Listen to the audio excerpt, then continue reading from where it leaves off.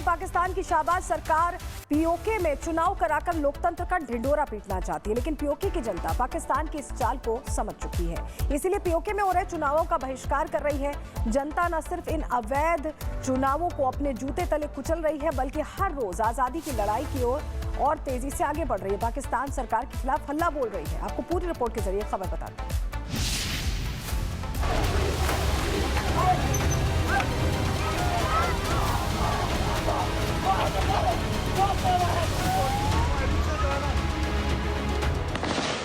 PoK में अपनी मर्जी चलाने की, अपनी मर्जी की सरकार बनाने के लिए मुनीर ने अपनी ही आवाम का नरसंहार कर दिया।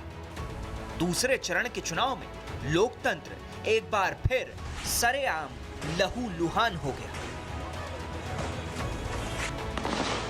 देखिए कैसे मुनीर की बेरहम फौज प्रदर्शनकारियों पर गोलियां चला रही है।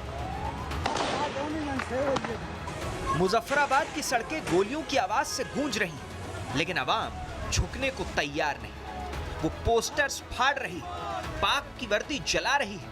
सुरक्षा बलों और आवाम के बीच की हिंसक झड़पें गवाह हैं कि वहां चुनाव नहीं, कत्लेआम हो रहा है। सेना के बूटों तले आवाम की आवाज को कुचलकर सत्ता के लालच में मुनीर अब पूरी तरह जल्लाद बन बैठा है।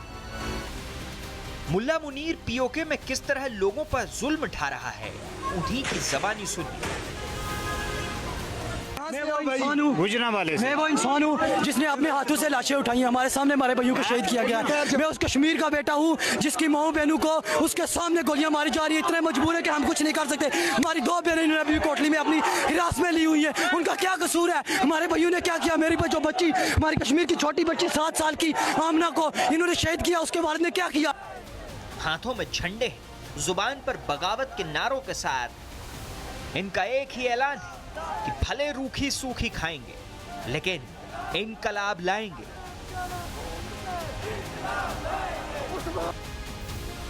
पाकिस्तानी सेना की गोलियां और लाठियां अब इन निहत्थे लोगों के हौसले नहीं तोड़ सकती। सड़कों पर उतरा ये जन सैलाब इस बात की गवाही दे रहा है कि पीओके में अब मुनीर के जुल्म की उल्टी गिनती शुरू हो चुकी है। सुनिए कैसे पीओके के युवा मुनीर की फौज और कठपुतली सरकार पर पत्थर बरसा रहे हैं, उन्हें गालियां दे रहे हैं। कोई कीमत नहीं, हमसे झूठ बोलते रहे 78 सालों से। कोई शराब वगैरह नहीं, शराब थी तो आज हमें दहशतगर्द क्यों करार दे दिया? किस वजह से कि हम लोग अपने तालबात मांग रहे, अपने हक मांग रहे, तो हम पे सीधी गोलियां बरसाई अभी इन लोगों ने। आखिर गुनाह क्या था इन लोगों का? यही कि इन्होंने अपने ही कुदरती संसाधनों का हक मांगा। महंगी बिजली, पानी पर सब्सिडी और आटे राशन की महंगाई के खिलाफ आवाज उठाई। लेकिन इस्लामाबाद की हुकूमत और रावलपिंडी में बैठे आसिम मुनीर को अपनी ही आवाम की ये जायज मांगे बगावत लगने लगी। शांतिपूर्ण प्रदर्शन को कुचलने के लिए सेना ने जो हैवानियत दिखाई, उसने 110 से ज्यादा बेकसूरों की जान ले ली। युवाओं के सीने और सिर पर सीधी गोलियां दागी गईं। लेकिन बर्बरता की हद तो तब पार हो गई जब इन जल्लादों ने लाशों से भी दुश्मनी निकालनी शुरू कर दी। हमारा वॉपलिक्स वाला आप क्यों निकले हुए भाई? आपका रिश्तेदार था क्या? तो मैं इंतजार करूं कि ये जो जलील मौत है, मेरा कोई अपना मरे जब मैं निकलूं। अरे इन मौतों को रोकना है, इसलिए निकला हूं। लोग बोल रहे हैं आपको डर नहीं लग रहा? डर लगता है। शर्म से डूब के मर जाना चाहिए। आपकी मां निकले इस तरह से हुक्मरानों की। आज पीओके में अपनों को खो चुके परिवारों से मातम मनाने और अंतिम संस्कार का हक तक छीना जा रहा है। कत्ल किए गए बेकसूरों की लाशों को जानवरों की तरह घसीटकर सेना की गाड़ियों में लादा जा रहा है और रात के अंधेरे में बिना परिजनों को बताए दफना दिया जाता है। किसी बाप को अपने बेटे का चेहरा देखना तक नसीब नहीं हुआ, तो कोई मां अपने जिगर के टुकड़े की आखिरी विदाई के लिए तड़पती दिखी।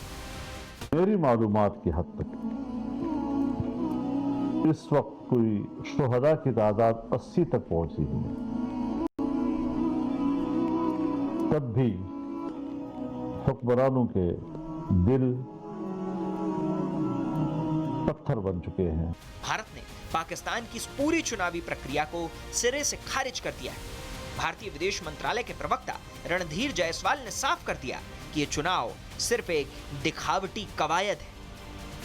पाकिस्तान अधिकृत जम्मू कश्मीर के निर्दोष लोगों के प्रति उनका पूर्ण तिरस्कार तब खुलकर सामने आया जब उनके रक्षा मंत्री ने विरोध कर रहे नागरिकों को दुश्मन करार दिया। इसके अलावा राजनीतिक मामलों पर उनके प्रधानमंत्री के विशेष सहायक ने खुले तौर पर यह स्वीकार किया है कि जिन मुजाहिदीनों को पाकिस्तानी एस्टेब्लिशमेंट ने भारत के खिलाफ भारत का खून बहाने के लिए उनको हथियार दिया, उनको ट्रेनिंग दिया, अब उन्होंने अपनी बंदूकें अपने ही देश की तरफ मोड़ दी। जनरल आसिम मुनीर चाहे जितने भी जल्लाद भेज दे, चाहे जितनी लाशें गिरा ले, हकीकत यह है कि खौफ के दम पर राज करने का पाकिस्तान का वक्त अब खत्म हो चुका है। जो आग आसिम मुनीर ने पीओके में लगाई वो बहुत जल्द भड़क कर इस्लामाबाद के तख्त तक पहुंचने वाली है। पीओके की सड़कों का विरोध, चुनाव के बीच हिंसा और पाकिस्तान के दावों पर उठते सवाल, ये तस्वीरें बता रही हैं कि पीओके में हालात सामान्य नहीं। Bureau report, Republic Bharat.